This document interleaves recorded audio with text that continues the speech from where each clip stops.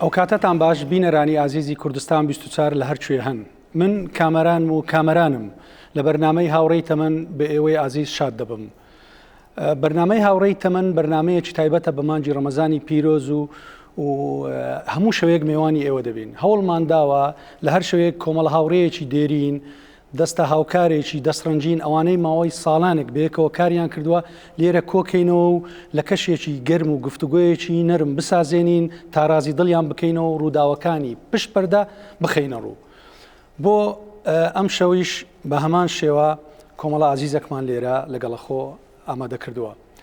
بەر لە 30 ساڵ و لەگەڵ دەستپێکی کەناڵی کوردستان TV کۆمەڵە هونەرمەندێکی ڕوحسووکی قەدرگران لە میانی بەرنمەیەکی تەنزامێز هەستان بوون بە ئاوێنەی خەڵک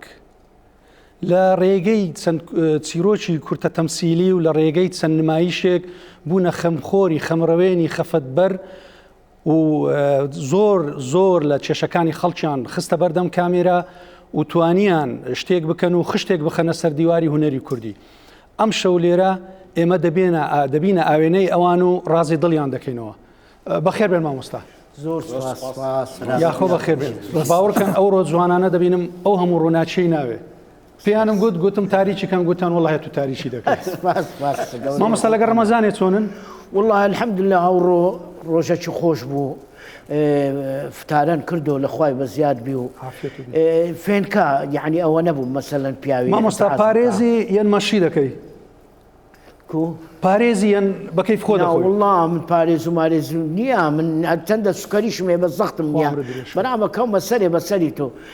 پێی ناوێ یعنی مردنە لین کوتانەکە زیادەکە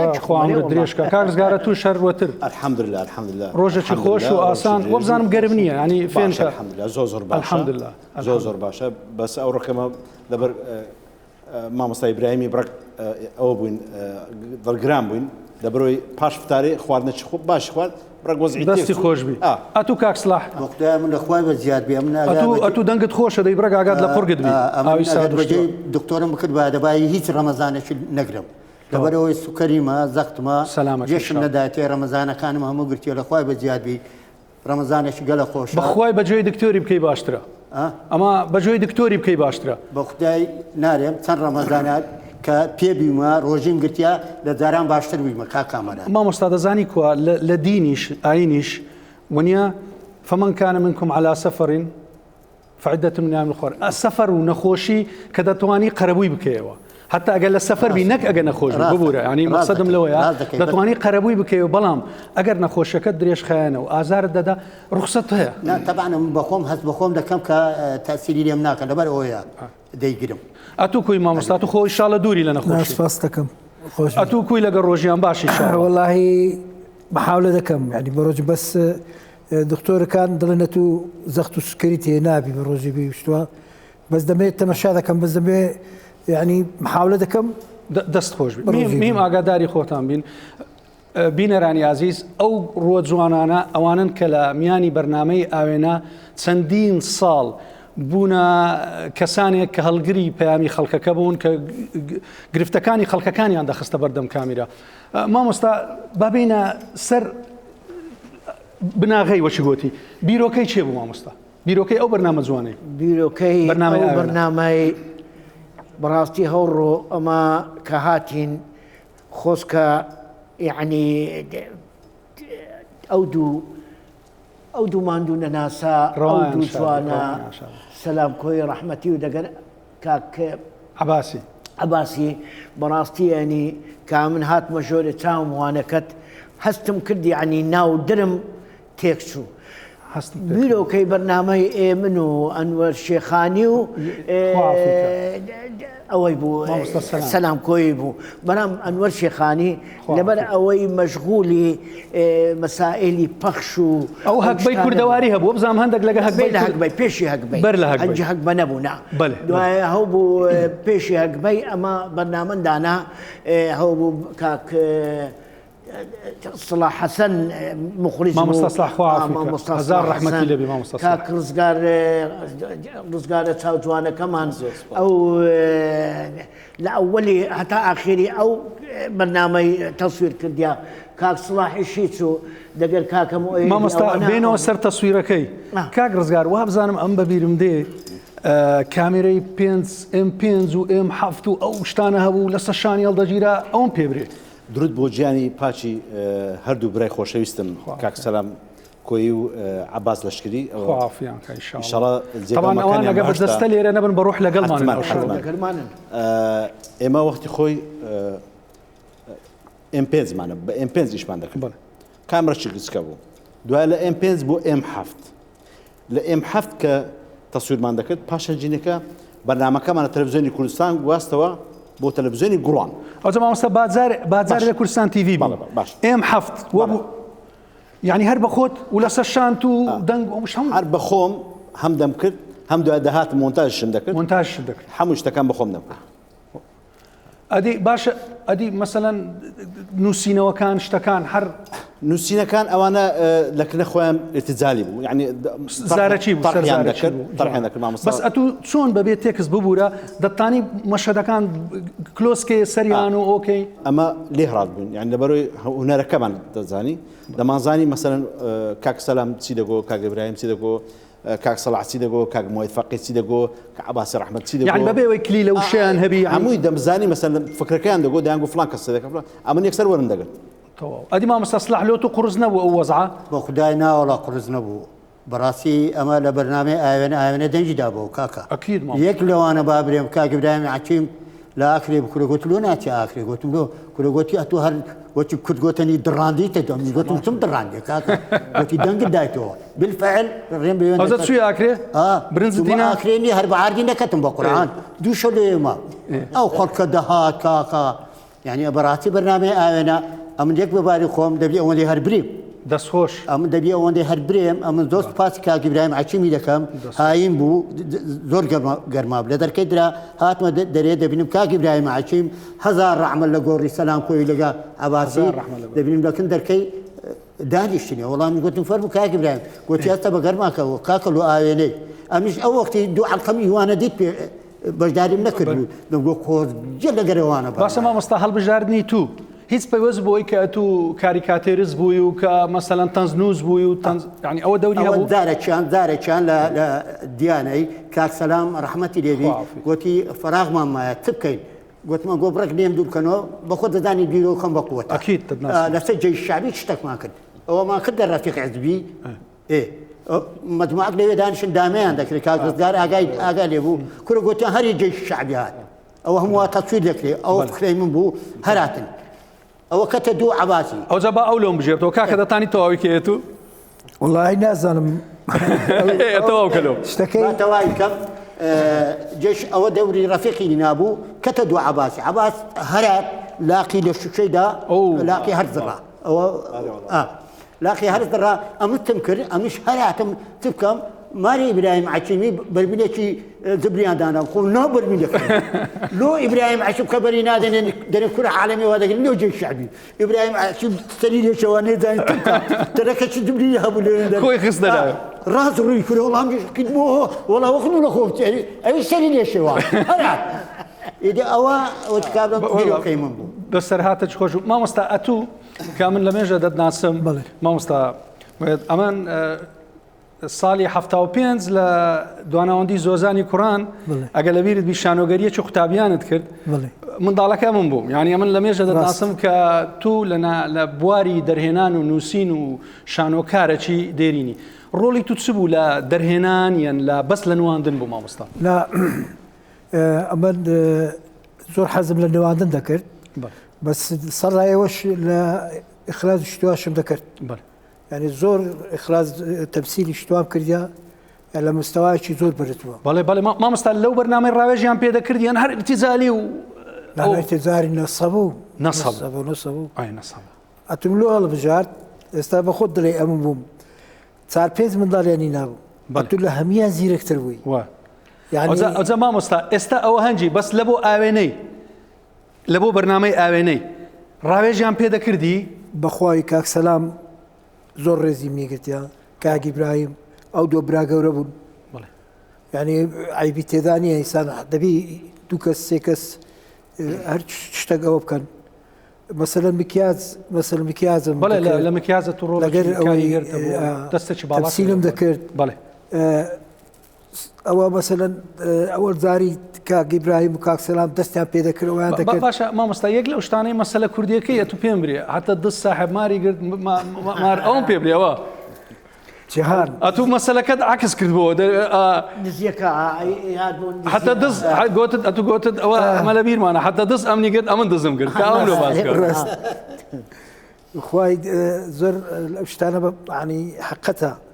یعنی تووشی دڵتە بووم زۆر شتم لە فکر کرد هیوای سەلامەتی لۆ دەخوازیین مامۆستا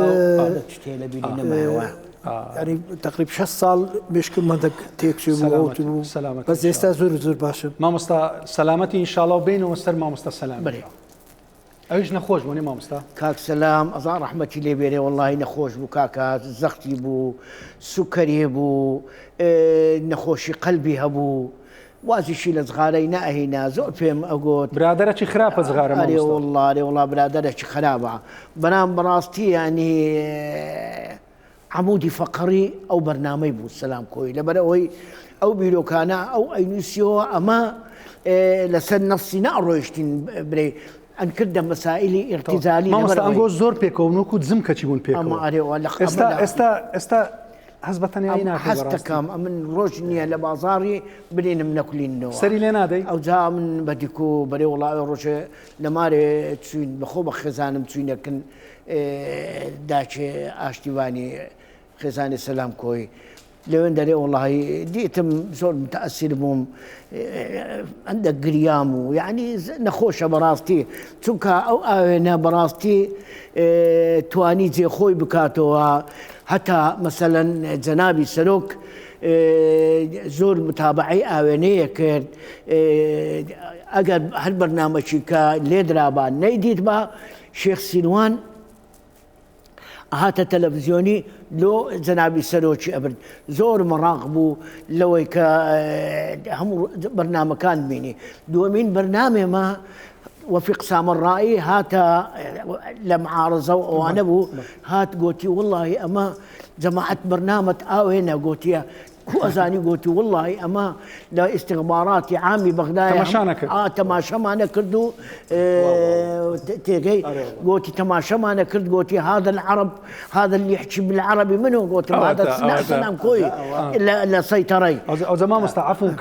كردي عربي زانتي باش عربي زانتي اخال عسكري كرديا او كرديا تيجي والله قوتي او شريتي اويتن والله شريتي قوتي او امديت ما قلت ما انا كو قوتي والله قوتي سيد الرئيس صدامش حمو برنامج امن قوتي حرفيا كان بس سلام كويبتو كلا سيطري او هو كده عليه والله او زاد برنامج ما برنامجي او بوكا مع حزباتين اكل لنا وبرنامج حرخنك بكره لا مو حزب لا نقول بعام شيوكتان وردك بوبنا اويني رودا او راس او زمن استبي مكنتو كاغرزغار دزانم اتو كاري وين قرتن بعشق قرتيتت امن دزانم اتو زور بيوماندي بيز قالوي باسي اوملوبكا اتو او موادانات هر بخوت وني هل دقرتو وبزان برازيليكي مولودي مولود احسد عارف والله راسي بازي او مولود فقير سبنان دهاد اشتكى من باردك مولود السور ونيا مولود السور يادي بخير اساج معي التلفزيون لكنا دهاد اشتكى من دو كاميرا بيبوا دو كاميرا افرين زياتر لاشش باترين بيبوا احتمال هي بينس فيلمي نشكان بيبيتن دسوش مايتش بيبوا همش تكن بيبوا همش تك شتاش بيبو بردي خاون كيونا او فرتكم ده هنا زور زوان خاين دكدوز كاميرا كم زور زوان لمن دار كان يخوم خوشت دبيست وند عشق الكاميرا باشا هيت زار تصوير كردي او بيكنين راقرن تصوير زور معناها زور معناها هاك التصوير كردي زور معناها براسي يعني شتي خوش معناها يعني كادش تكم لو بجيرو تخوا با تزو كيف روجتشان اوهبو غوادالوبي برنامج مكسيكي او غوادالوبي لشكرا لما صيفكرا لما لي منكرا وانا لما لي منكرا او وقتك غوادالوبي من دار كده بنتوا دەبتا هەراوەریە لە مارێن بۆ هەراوەریە کاکە عین منداری من هەموو کردیان هەراوەری ئەوانش دەچون فیلمەکەی هەموو بۆ عالەمە متەقەی کرد و خۆش بوو یعنی شتێکی خۆش بوو زۆر خۆش بوو یعنی ڕۆژگار وەسەب لێ من ڕۆژگاری کوڕم تەمسیلی کرد کچەکارم تەمسیل کارۆخش دەگەر بوو هەم پێکەوە بووین عیلی بوون ئەوانەش هەم پێکەوە بوون نێونەرەکە مامۆستا هەر بە واستەی گوادەلوپی ئەتو پێم بڵێ ئەندەی ئیزافەمەیە لەسەر کامەرا وەڵۆ قسەشتم بڕیدا لێ دەکەم لەسەر قسەی کاک ئیبراهیمی کە من دەوری عەرەبیم هینا ئەوجا هەردەمیز ئەو سوالە دێ بکەم کە دەوری عەرەبیم هینا ئەو سوالە دێ دەکەم مدیر ما كاتب رقصم لك بكا انت من العماره من اهل العماره انت والله قلت ما كاقسم له بكا اي والله بويا ادروا عليه شقلاوه يا معود والله تقدروا عقادي ما مستطيع يوم يجي الشعب قصي لك بكا قصه اني ما عارف اني هذا قسم انت عربي انت احكي بالكردي بدي هذا كردستان هذا اقليم كردستان يا معود انا جيت من ناصريه والله ما افتهم كردي لو كان عشيت وياك ليش انت هذه بالهوية بودي من انا زور خلقتان دلخوش كرديا لو ما مطار بار بمي قلت ورش زور تاكتينا لقي ابراهيمي ما مست ابو ذياد دغو ابو ذياد دغوتو ابو ذياد دغو غوراني ادي اديكو ادي غوراني بيغوتو ابو جيبري ونادان تو استاش دزايندن اري بخوا دشت چی بری والله خوش بك باشتا چی بری کاکا باشتا چی بری بلی ابو ذياد چه ما مست با اون دي بريم با خلق بزاني بينت بزاني اما بس بديار كتين وبرنامج اوينا بله اوينا تو يا ابو كاكا اكو دري اون شانو غدي كرايا اون او كرايا اون او جمهوري اما تاكو يستاكايت او رانا كذا برنامج اوينا بله ما مستا اوزا بينك كاك مويدي ما مستا مويد لو دائما دوري مظلوم ودوري اوشتاني عند داتو والله او سكل سرو مظلوم في جرما امن لقر رحمتي عباسي او ارزاق توزع ذكر اما شتينا كلوي على اساس ارزاق من ذاتي فهموي 2 كيلو برنزي لبيش خدانا ابو تقول له اوي توصي قوره لبو دولة ما دات دوماش صوبتي اوش والله كاك ايام او ابا كاك ابراهيم ديت قال له تصدق قال والله هو سيو بلا كابيسه ولو وهذاك صفت بارش دردني دازارش دات ملاك دستو وذاك اوش وقت مش هذاك نازني وسيا دعاء ابا ودي سلام دي سلام كوي سريع وبس وكربو شيله نزبو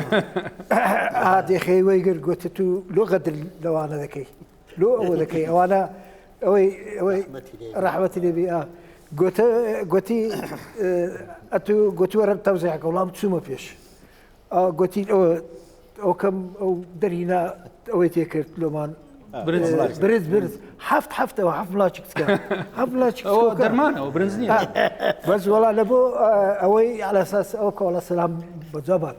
قلت داني براك اوكي شيركه الشاشه ابراهيم تنقاو كرت ابراهيم زاني او يا الراس ما بكر ازرو يديز برا بشتي بلي قلت تشيوا زور خوش لزاني ما مستا يعني برنامج اوينا اوي خوش بو ببيت زياوازي هموي دخسترو يك عائله من يك عائله ببي لانجيري وببي اوي ما مستاتو زاينتيا لا اوينا عندك اديوم دروز بو اديوم وكو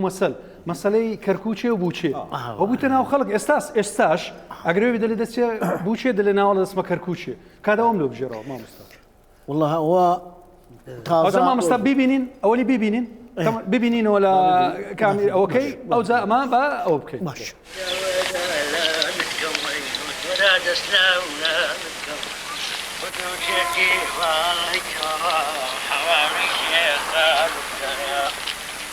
السلام عليكم. عليكم السلام.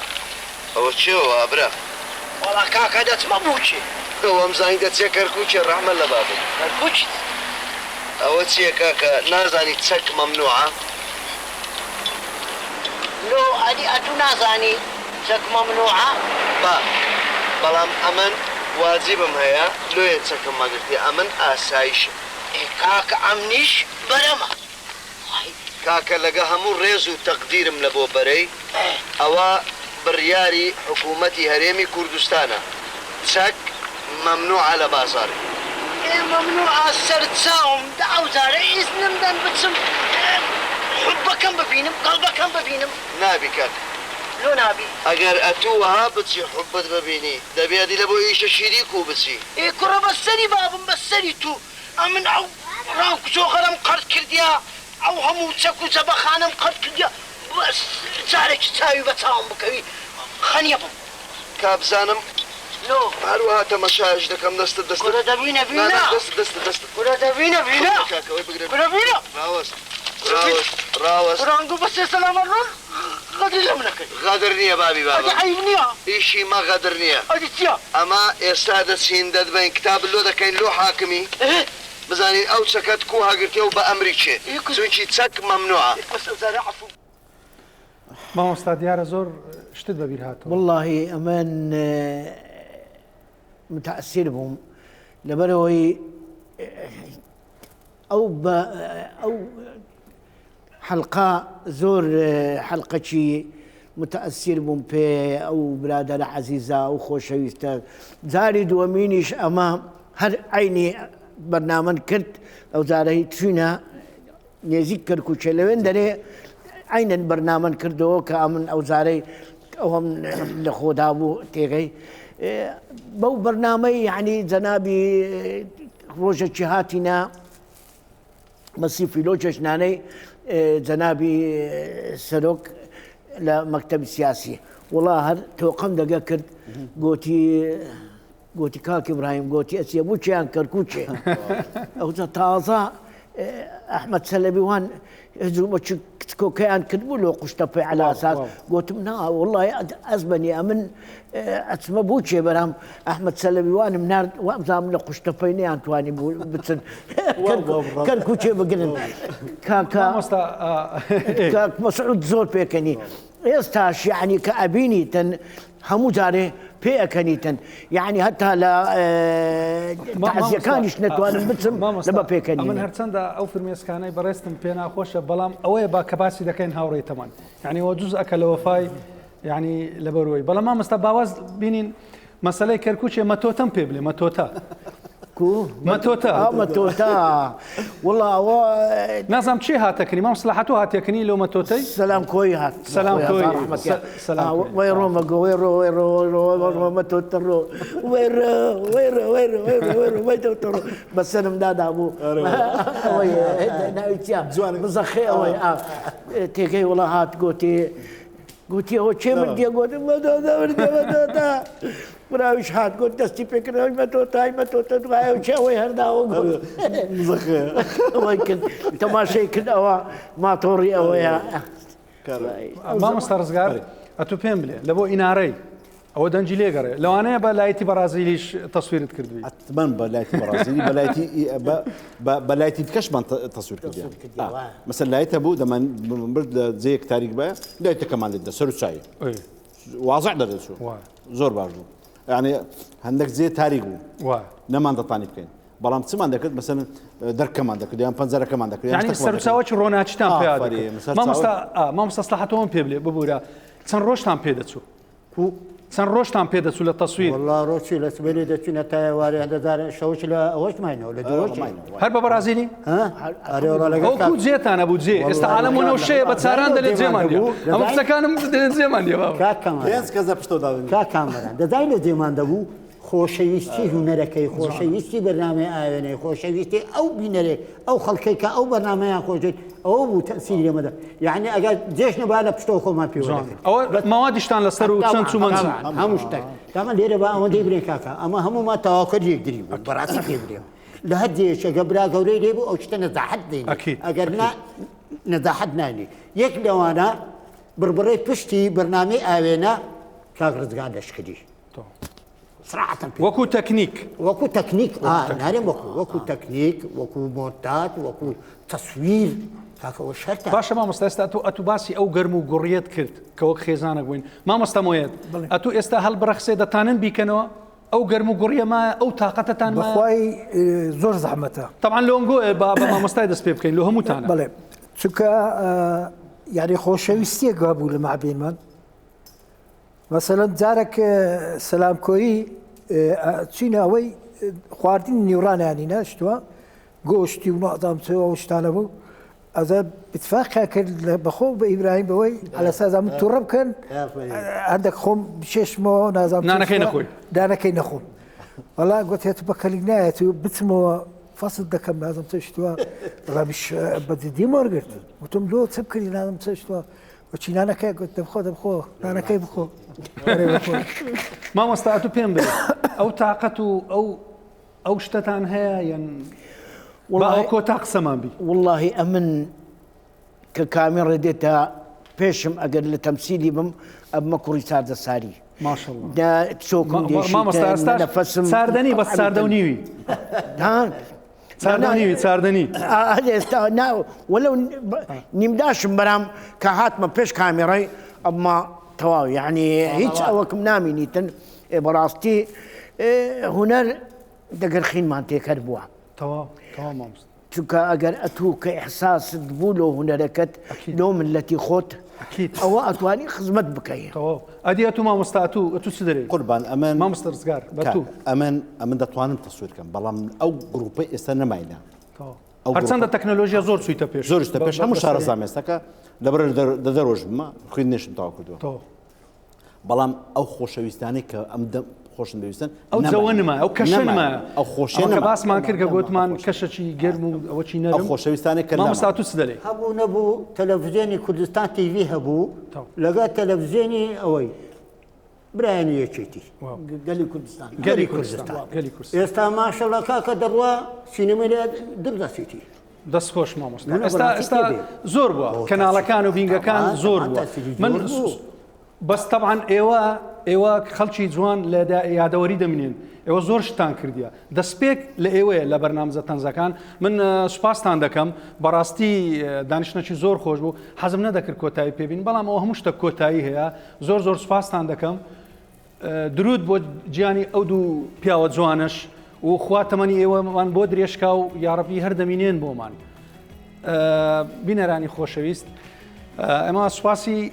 ئەو پیاوە جوانانە دەکەین کە ئەمڕۆ لێرە مادیمان کردو لەگەڵمان کۆبوونەوە سوپاسی ئێوەش دەکەن کە بە دیارمان دانیشتن